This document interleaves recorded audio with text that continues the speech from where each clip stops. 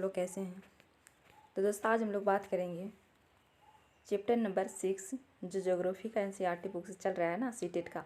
तो वही chapter number 6 है आज, ठीक है। और पृथ्वी के प्रमुख स्थल रूप ये इसका नाम है, ठीक है। तो दोस्तों चलिए स्टार्ट करते हैं। स्टार्ट करने से पहले जो चैनल में पहली बार आए हैं चैनल को सब्सक्राइब कर लीजिएगा, ऐसे वीडियो हमेशा मिलते रहेगा। और बहुत जल्दी PYQ भी कराने वाले हैं, ठीक है ना। तो PYQ कराएंगे और फिर एनसीईआरटी बुक्स का भी पूरा करा देंगे। तो SST में आपको 50+ आने से कोई नहीं रोक सकता है, ठीक है। तो इतना लेकर के हम लोग टारगेट चलेंगे, ठीक है। तो चलिए स्टार्ट करते हैं। स्टार्ट करने से पहले फिर से कह रहे हैं कि चैनल को सब्सक्राइब कर लीजिएगा।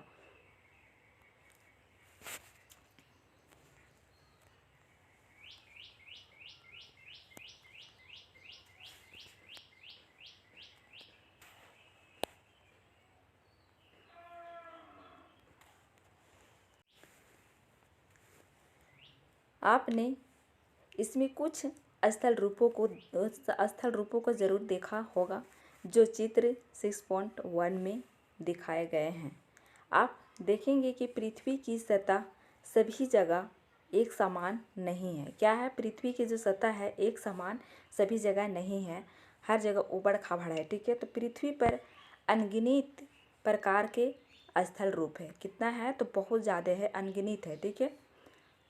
स्थल मंडल के कुछ भाग ऊंचे नीचे तथा कुछ समतल होते हैं। कुछ भाग ऊंचे नीचे और समतल होते हैं।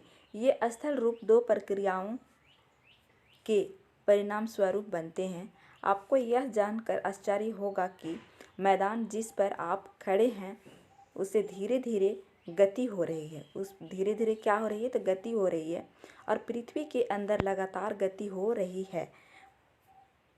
प्रथम या आंतरिक प्रक्रिया के कारण बहुत से स्थानों पर पृथ्वी की सतह कहीं ऊपर उठ जाती है तो कहीं धंस जाती है। क्या होती है, कहीं ऊपर उठ जाती है तो कहीं धंस जाती है, ठीक है।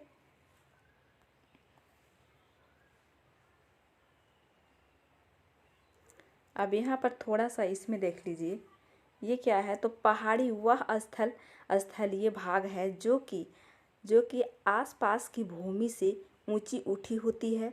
600 मीटर से अधिक ऊंचाई एवं खड़ी ढाल वाले पहाड़ी को पर्वत कहा जाता है। और 8000 मीटर से ऊंचे कुछ पर्वतों के नाम बताइए। यहाँ पर ये बोला जा रहा है, ठीक है। तब चलिए हम लोग देखते हैं। आप यहाँ पर इसको देखिए, ये क्या है, तो ये एक ज़मीन है। अब इस ज़मीन को आप देखिए अच्छे से, क्या ये एक समान है दोस्तों, तो एक समान नहीं है, ये ऊपर खाबड़ आप देख सकते हैं, ठीक है ना। ये जो हरा कलर में दिखाया जा रहा है वो क्या है, एक मैदानी इलाका है। अब यहाँ पर ये समुद्र में जो दिखाया गया है ये, तो ये क्या है, तो ये प्रायद्वीपीय है। इसका बाद यहाँ पर देखिए ये नदियाँ आ रही है, कहाँ से निकल करके आ रहे थे, हिमालय पर्वत से निकल करके आ रहे। अब यहाँ पर आने के बाद ये जो अलग अलग दिशाओं में बह रहे हैं दोस्तों, तो इसका क्या नाम है, तो इसका नाम है डेल्टा। ये डेल्टा बना रहे हैं, ये यहाँ पर इनका मुहाना है नदी का, और यहाँ पर आप डेल्टा बना रहे हैं। यहाँ से भी इधर आ करके जोड़ रहे हैं, डेल्टा बना रहे हैं। अब देख रहे हैं कि ये क्या है, तो ये पर्वत है। अब पर्वत और पठार में अंतर क्या है दोस्तों, तो ये पठार है, मान के चलिए ये पर्वत है, ठीक है। ये क्या है, तो ये पर्वत है, क्या है, ये पर्वत है। और पठार है ये, ठीक है। तो पठार क्या है, तो ये है पठार, ये है पठार। लेकिन ये यहाँ से यहाँ तक कट गया, ये ऊपर वाला भाग नहीं रहेगा, तो ये सपाट हो जाएगा, ठीक है। मतलब इस तरह से पूरी तरह नहीं रहेगा, उससे पठार कहते हैं। और ये है पठार, आप देख सकते हैं यहाँ पर पठार। अब ये पर्वत का ही देखिए, ठीक है ना। तो इसी तरह यहाँ पर अब झील है, देख सकते हैं, झील है, ये एक झील है। इस झील से बाहर जाने की रास्ता नहीं मिलता है, वहाँ पर पानी जम जाता है तो वो झील कहलाता है। अभी ये जो है पीला दिखाई दे रहा है, ये क्या है, तो ये समुद्र है दोस्तों, ठीक है। तो यहाँ तक आप लोग चित्र के माध्यम से देख लिए कि हमारे पृथ्वी एक समान नहीं होता है, ऊपर खाबड़ होता है, बहुत से अन्य चीज़ों देखने के लिए मिलता है। अब यहाँ पर देखिए नदी है, ठीक है ना। तो इन सारी चीज़ों को आपने देख लिए, ये पहाड़ है। तो चलिए अब हम लोग आगे चलते हैं, ठीक है ना। अब यहाँ पर देखिए दूसरी या ब्रह्म प्रक्रिया स्थल के लगातार बनने एवं टूटने की प्रक्रिया है। जो पृथ्वी की सतह के टूटकर घिस जाने को अपरदन कहते हैं। क्या कहते हैं? घिस जाने को अपरदन कहते हैं। और अपरदन की क्रिया के द्वारा सतह नीची हो जाती है। क्या होती है? नीची हो जाती है। जब टूट जाती है, जैसे कि ये है, ठीक है, अब यहाँ का भाग अगर टूट गया तो ये क्या हो गया? नीचे हो गया और इधर भाग उठ गया, ठीक है, तो इसे अपरदन कहते हैं, ठीक है। तथा निक्षेपण की प्रक्रिया के द्वारा इनका फिर से निर्माण होता है। क्या होता है? निक्षेपण के द्वारा इनका फिर से निर्माण होता है। ये दो प्रक्रियाएं बहते हुए जल, वायु तथा बर्फ के द्वारा होती है। क्या होती है? बहते हुए जल हो गया, वायु हो गया, बर्फ हो गया, इसका द्वारा होती है। और हम विभिन्न स्थल रूपों को उनकी ऊंचाई एवं ढाल के आधार पर पर्वतों, पठारों एवं मैदानों के वर्गीकृत कर सकते हैं। क्या कर सकते हैं? वर्गीकृत कर सकते हैं। तो चलिए हम लोग अब फिर से आगे चलते हैं। अब यहाँ पर पर्वत के बारे में देखेंगे, ठीक है दोस्तों। क्या चीज़ के बारे में देखेंगे? तो पर्वत के बारे में देखेंगे। पर्वत पृथ्वी की सतह की प्राकृतिक ऊंचाई है। पृथ्वी की सतह की क्या है? तो प्राकृतिक ऊंचाई है। कौन सा? ये तो पर्वत का शिखर छोटा तथा आधार चौड़ा होता है। छोटा होता है और आधार चौड़ा होता है। यह आसपास के क्षेत्र से बहुत ऊंचा होता है और कुछ पहाड़ बादलों से भी ऊंचे होते हैं। क्या होते हैं? कुछ ऐसे पहाड़ हैं जो कि बादलों से ऊंचे होते हैं। जैसे जैसे आप ऊंचाई पर जाएंगे, जलवायु ठंडी होती जाएगी। क्या होगी? जलवायु ठंडी होती जाती है।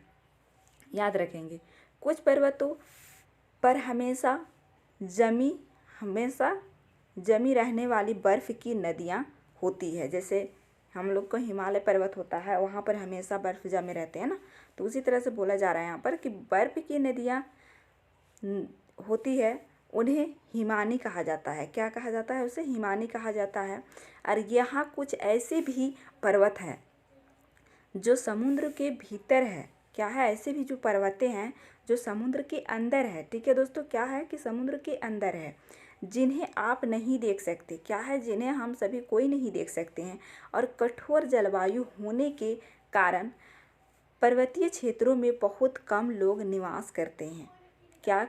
कठोर जलवायु होने के कारण वहाँ पर बहुत कम निवास कर सकते हैं। वहाँ पर रहने का साधन बहुत, मतलब सुविधा अच्छा नहीं रहता है, तो वहाँ पर कम निवास करते हैं। वहाँ के धरातल खड़ी ढाल वाले होता है तथा कृषि योग्य भूमि की कमी होती है। कृषि योग्य भूमि का वहाँ पर कमी होती है। ऑब्वियसली बात है, वहाँ पर जब पठार ही ज़्यादा रहेगा तो वहाँ पर कृषि करने का भूमि कम रहेगा, ठीक है। और पर्वत एक रेखा के क्रम में भी व्यवस्थित हो सकते हैं, जिसे श्रृंखला। आप यहाँ पर इस चित्र को देखिए दोस्तों, ठीक है ना। इस चित्र को आप देख सकते हैं, ठीक है। यहाँ पर ये वलित पर्वत है, भूपर्वत भी। ये क्या है? तो वलित पर्वत, अरे ये हिमालय का है, ठीक है। अब चलते हम लोग आगे।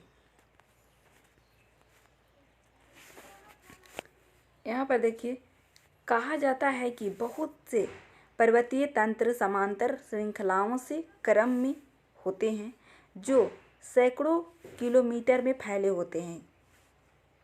हिमालय, अल्प्स तथा इंडिस क्रमश एशिया, यूरोप तथा दक्षिण अमेरिका की पर्वत श्रृंखलाएं हैं।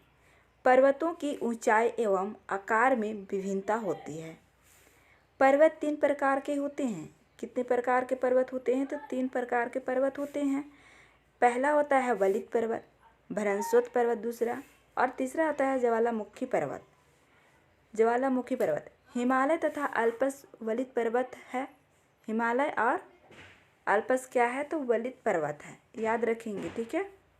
अगर पूछा जाएगा कि हिमालय किस टाइप का पर्वत है, तो दोस्तों याद रखेंगे ये वलित पर्वत है, जिनकी सतह ऊबड़ खाबड़ तथा शिखर शंकरावार है। क्या है? तो ऊबड़ खाबड़ और शिखर शंकरावार है। भारत की अरावली श्रृंखला विश्व की सबसे पुरानी वलित पर्वत है। भारत के अरावली श्रृंखला, और ये कहाँ है? तो राजस्थान में है, ठीक है ना। श्रृंखला अपरदन की प्रक्रिया के कारण यह श्रृंखला घिस गई है। मतलब अपरदन के कारण ये क्या हुआ है? घिस कर टूट गए हैं, ठीक है। और ये उत्तरी अमेरिका के अल्पेशियन तथा रूस के विराल पर्वत गोलाकार दिखाई देते हैं एवं इनकी ऊंचाई कम है या ये बहुत पुराने वलित पर्वत है। ये क्या है? बहुत पुराने वलित पर्वत है, पर हमारे भारत में जो अरावली पर्वत है उससे कम। ठीक है। नेक्स्ट है, जब बहुत बड़ा भाग टूट जाता है तथा ऊर्ध्वाधर रूप से विस्थापित हो जाता है तब भ्रंशक पर्वतों का निर्माण होता है। क्या होता है? तब भ्रंशक पर्वत का निर्माण होता है। वलित पर्वत हम लोग देख लिए, अब भ्रंशक पर्वत के बारे में देखेंगे। ऊपर उठे हुए खंड को उत्खंड तथा नीचे धंसे हुए खंडों को द्रोणिका भ्रंश कहा जाता है। यूरोप की ईरानी घाटी तथा वसेज पर्वत इस तरह के पर्वत तंत्र के उदाहरण हैं। एटलस में दिए गए विश्व मानचित्र से उनकी स्थिति को देखिए तथा इस प्रकार की भूमि आकृतियों के कुछ उदाहरणों के पता लगाइए। ठीक है। अब यहाँ पर इस चित्र को अब थोड़ा सा आप देख सकते हैं दोस्तों।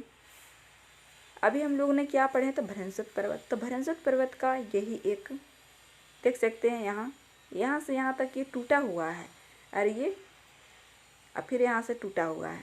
तो जो उठा हुआ है उसका नाम क्या है? तो उत्खंड भ्रंश नाम है। और जो नीचे दब गया है उसका नाम क्या है दोस्तों? तो द्रोणिका भ्रंश नाम है। अब ये द्रोणिका भ्रंश, अगर इसी तरह का क्वेश्चन अगर बनेगा कि द्रोणिका भ्रंश किसे कहते हैं, तो आप याद रखेंगे जो दब जाता है उसे कहा जाता है, और उत्खंड भ्रंश जो उठ जाता है। ठीक है। तो इससे आपको पता चल गया कि अब चलते हैं हम लोग ज्वालामुखी पर्वत पर।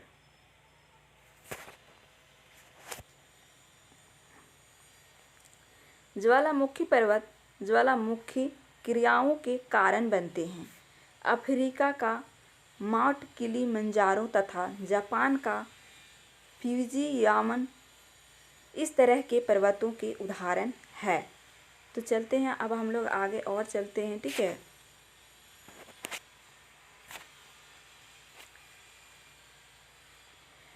पर्वत बहुत लाभदायक होते हैं।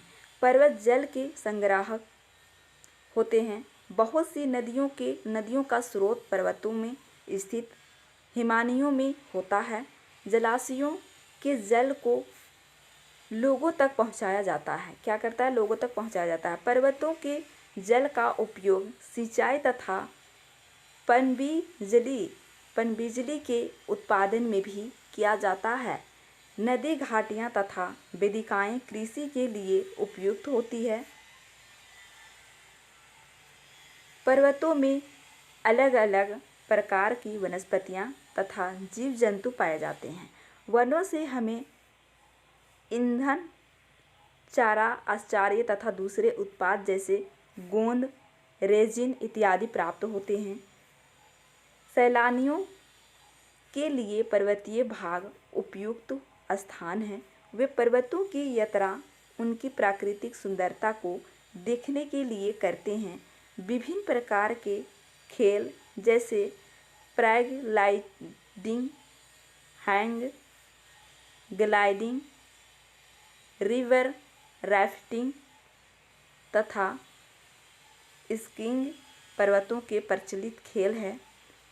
क्या आप हिमालय में स्थित कुछ ऐसे स्थानों के नाम बता सकते हैं जहां ये खेले जाते हैं? आप यहाँ पर देखिए, ये कौन है? तो हम लोगों ने अभी तक दो देखें। अब ये तीसरा का क्या है? तो ज्वालामुखी पर्वत है। अब इस ज्वालामुखी पर्वत को भी आप लोग देख सकते हैं दोस्तों। ठीक है। ये क्या है? तो ज्वालामुखी पर्वत है। और ये ज्वालामुखी निकलने के बाद होता है, जब ज़मीन से ज्वालामुखी निकल जाता है, फिर ये निकल के ये यहाँ पर बैठ जाता है और फिर ये यहाँ पर जम जाता है। ठीक है ना। तो इसे ज्वालामुखी कहते हैं। और जब निकलता है तो इसे लावा के रूप में निकलता है, और निकलने के बाद ये पूरी तरह से जम जाता है। ठीक है।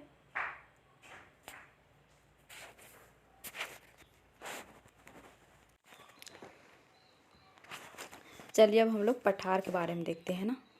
हम लोग क्या क्या देखेंगे दोस्तों? तो हम लोग देखें पर्वतों के बारे में। 3 प्रकार के पर्वत होते हैं। पहला होता है कौन सा, तो बलित पर्वत, भ्रंश पर्वत और एक ज्वालामुखी पर्वत। 3 प्रकार का हम लोग पर्वत देखे। कितने प्रकार का, तो 3 प्रकार का। ठीक है, तब चलिए हम लोग देखते हैं पठार के बारे में। पठार के बारे में अब हम लोग देखते हैं।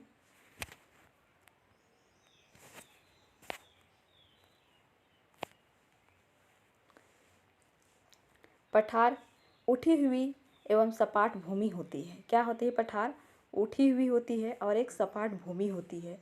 यह आसपास के क्षेत्रों से अधिक उठा हुआ होता है तथा उसका ऊपरी भाग मेज के समान सपाट होता है। किसी पठार के एक या एक से अधिक किनारे होते हैं जिनके ढाल खड़े होते हैं। पठारों की ऊंचाई प्राय कुछ 100 मीटर से लेकर कई हजार मीटर तक हो सकती है। पर्वतों की तरह पठार भी नए या पुराने हो सकते हैं। जैसे पर्वत भी नए पुराने हैं ना, तो उसी तरह से ये भी नए और पुराने हो सकते हैं। और भारत में दक्कन पठार पुराने पठारों में से एक है। क्या है, दक्कन का पठार पुराने पठारों में से एक है। ठीक है, केन्या, तंजानिया तथा युगांडा का पूर्वी अफ्रीका पठार एवं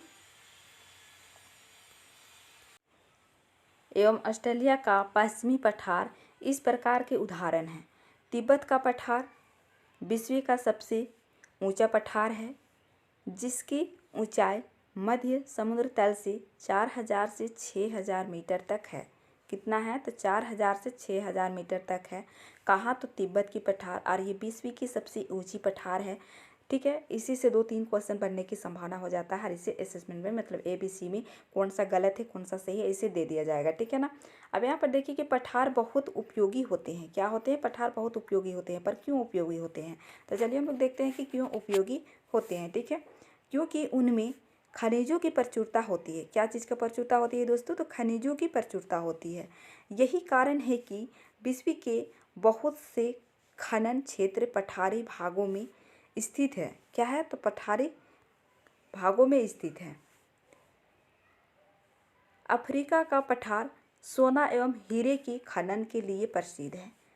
कहाँ का पठार, तो अफ्रीका की पठार कौन सा के लिए प्रसिद्ध है, तो ये सोना और हीरे के लिए प्रसिद्ध है। अफ्रीका की पठार याद रखेंगे दोस्तों। भारत में छोटा नागपुर के पठार में लोहा, कोयला और मैग्नीशियम बहुत बड़े भंडार पाए जाते हैं। कहाँ के, तो ये भारत के छोटे नागपुर का पठार। ठीक है, जो कि लोहा, कोयला और मैग्नीशियम बहुत बड़े भंडार पाए जाते हैं। ठीक है, अब यहाँ पर देखिए कि पठारी क्षेत्रों में बहुत से जलप्रपात हो सकते हैं। जैसे ये पठार है तो वहाँ से नदियाँ जो गिरेगी नीचे, तो नीचे गिरने से ये जलप्रपात का निर्माण करते हैं। ठीक है ना, क्योंकि यहाँ नदियाँ ऊंचाई से गिरती है। क्या होती है, नदियाँ ऊंचाई से गिरती है। भारत में छोटा नागपुर के पठार पर स्वर्ण रेखा नदी पर स्थित हुंड्रो जलप्रपात तथा कर्नाटक में जोग जलप्रपात इस प्रकार के जलप्रपातों का उदाहरण है। जैसे ये स्वर्ण रेखा कहाँ है, तो ये झारखंड में है। ठीक है, तो झारखंड नदी पर स्थित हुंड्रो जलप्रपात, तो ये हुंड्रो जलप्रपात भी झारखंड में है। याद रखेंगे, अगर ऐसे सिंगल क्वेश्चन अगर पूछा जाए तो इसमें पूछेगा कि हुंड्रो जलप्रपात किस नदी पर है, तो याद रखेंगे स्वर्ण रेखा नदी पर है। अगर पूछेगा किस राज्य पर है, तो याद रखेंगे झारखंड पर है। ठीक है, अब यहाँ पर देखिए जलप्रपात उदाहरण है। फिर लावा पठार के काली मिट्टी की प्रचुरता होती है। लावा पठार की काली मिट्टी की प्रचुरता होती है। ठीक है, जो उपजाऊ है। क्या है, जो उपजाऊ है एवं खेती के लिए काफ़ी अच्छी होती है। क्या होती है, खेती के लिए तो काफ़ी अच्छी होती है। कई पठारों में रमणीय स्थल होते हैं जो पर्यटकों के आकर्षित करते हैं। क्या करते हैं, पर्यटकों के आकर्षित करते हैं। अब यहाँ पर थोड़ा सा आप लोग देख सकते हैं इस चित्र को। ठीक है ना, अब इस चित्र को देखिए, यहाँ पर क्या है, ये सपाट है। ठीक है, ये पठार है। ठीक है, ये पर्वत ऐसे होते हैं ना लेकिन ये ऐसे नहीं है, बल्कि ये क्या है, ये पूरी तरह सपाट है, ये ऐसे है, ठीक है, ये सपाट है, इसमें मैदानी जैसा है, ठीक है।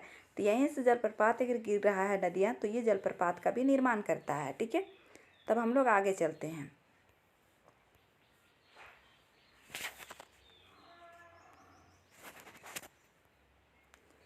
आगे क्या है, अब हम लोग मैदान के बारे में पढ़ेंगे, ठीक है। मैदान समतल भूमि के बहुत बड़े भाग होते हैं। क्या होते हैं मैदान? समतल भूमि के बहुत बड़े भाग होते हैं। वे सामान्यतः मध्य समुद्र तल से 200 मीटर से अधिक ऊंचे नहीं होते हैं। कितने मीटर से? तो 200 मीटर से अधिक ऊंचे नहीं होते हैं। और मैदान काफ़ी समतल होते हैं। कुछ उर्मिल तथा तरंगित हो सकते हैं। अधिकांश मैदान नदियों तथा उनकी सहायक नदियों के द्वारा बने हैं।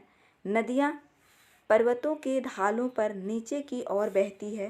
पर्वत है ये, ठीक है। तो यहाँ से नदियाँ निकल रही है, तो ये ढाल जिधर रहेगा उधर ही बहेगा ना, तो ये इधर बह रहा है, ठीक है, ये ढाल की तरफ नदियाँ बहती है तथा इन्हें अपरदित कर देती है। वे अपरदित पदार्थों को अपने साथ आगे की ओर ले जाती है और अपने साथ ढोए जाने वाले पदार्थों जैसे पत्थर, बलुआ तथा सिल्ट को वे घाटियों में निक्षेपित कर देती है। इन्हीं निक्षेपों के से मैदानों का निर्माण होता है। जैसे ये आ रहे हैं, इसके बाद यहाँ से आते हैं, तो यहाँ तो अचानक आए, तो यहाँ से तो बहुत ज़्यादा गिरा करके लेके चले आए, ठीक है। लेकिन जब यहाँ आए तो यहाँ पर ये सारे चीज़ों को क्या करते जा रहे हैं, छोड़ते जा रहे हैं। फिर ये दूसरी तरह से निकलते जा रहे हैं। ये धीरे धीरे करके फिर बलुआ पत्थर को भी छोड़ते जा रहे हैं। तो ये धीरे धीरे करके छोड़ते गए, फिर ये क्या हुआ, एक मैदान का निर्माण हो गया। ये बहुत बड़ा भाग में फिर मैदान का निर्माण हो गया, ठीक है। सामान्यतः मैदान बहुत अधिक उपजाऊ होते हैं। यहाँ परिवहन के साधनों का निर्माण करना आसान होता है। इसीलिए ये मैदान विश्व के सबसे अधिक जनसंख्या वाले भाग होते हैं। वहाँ पर पूरी तरह से समतल होता है, तो घर बनाने के लिए, रोड बनाने के लिए, वहाँ पर खेती करने के लिए, सब कुछ में ये आसान होते हैं। इसीलिए यहाँ पर जनसंख्या भी क्या होता है दोस्तों, तो सबसे ज़्यादा होते हैं, ठीक है। नदियों के द्वारा बनाए गए कुछ बड़े मैदान एशिया तथा उत्तर अमेरिका में पाए जाते हैं। एशिया में स्थित भारत में गंगा एवं ब्रह्मपुत्र नदी मैदान तथा चीन में यांगत्से नदी का मैदान इसके प्रमुख उदाहरण हैं। अब भारत में कहाँ है, तो पंजाब से लेकर के आप चले जाइएगा, यहाँ पंजाब है ये, अब यहाँ से चले जाइएगा यहाँ पर असम तक, ये पूरा मैदान है, ठीक है यहाँ पर। और कैसे मैदान बना है, तो यहाँ पर हमारे हिमालय पर्वत है ना, अब इस हिमालय पर्वत से क्या हुआ है, तो यहाँ से नदियाँ निकला, नदियाँ आने लगे, फिर यहाँ पर वो अपना हर कंकल को छोड़ते गए, बालू, पत्थर, तिब्बत, ये चूना पत्थर सब छोड़ते गए। अब इसी से ये बड़ा सा मैदान यहाँ पर उपजाऊ, बड़ा सा मैदान यहाँ पर निर्माण हो गया, ठीक है। जो कि पंजाब हो गया, हरियाणा हो गया, इधर उत्तर प्रदेश, बिहार, कुछ बंगाल, कुछ थोड़ा सा क्षेत्र झारखंड हो गया, और उसके बाद फिर असम हो गया, ठीक है। असम उधर ब्रह्मपुत्र नदियाँ के आने से हुआ, और ये गंगा नदियाँ के आने से हुआ, ठीक है। इस चीज़ को आप ध्यान रखेंगे, ठीक है ना।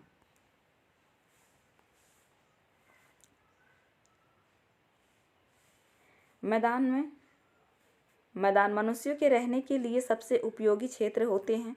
यहाँ की जनसंख्या बहुत अधिक होती है। क्या होती है? यहाँ की जनसंख्या बहुत अधिक होती है, क्योंकि मकानों के बनाने तथा खेती के लिए यह समतल भूमि के प्रचुरता होती है। क्या होती है? समतल भूमि की प्रचुरता होती है, और उपजाऊ मिट्टी के कारण यह भाग खेती के लिए काफ़ी उपयोग होता है।